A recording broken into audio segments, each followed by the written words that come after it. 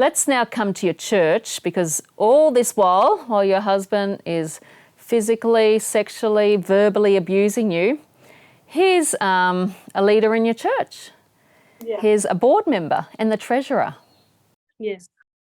And this is the deal with abusers. They're one thing behind closed doors, but they turn up to church looking like the perfect saint. So you reached out to your church pastors for help, and they started giving you some counselling.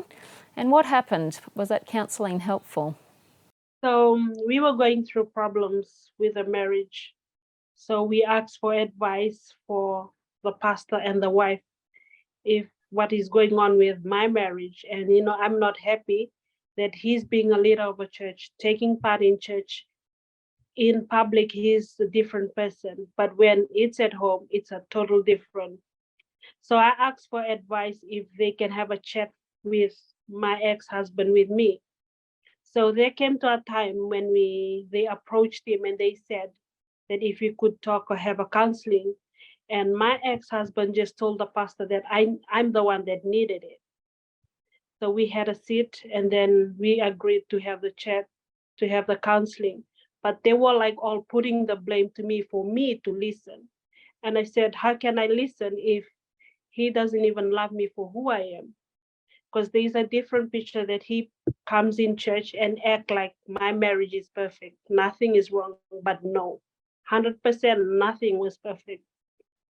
At home, he would come and say, why are you talking like I was having an affair with other church members? I said, you have to talk to everyone that comes into church.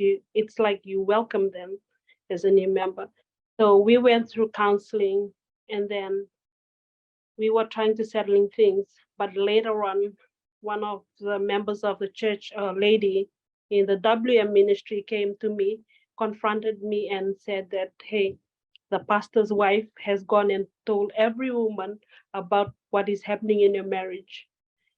And I just sat down in the kitchen when we were doing the dishes, and I just cried to her like, I've been doing this and I didn't know all the women were looking at me like that, because it was supposed to be confidential rather than going around and telling the woman what is going on. Heartbreaking. So when you initially went to your pastors, you just went by yourself and you told them, hey, I'm in danger. And did they didn't believe you? And when they didn't, like, for me, in my own view, like, they didn't believe me, and they told me for me to submit to my husband and listen to whatever he says because he's the leader of the church. And it is really unfair when they are trying to put that he's the leader and he's one of the senior members. And I was like, no, this is not fair.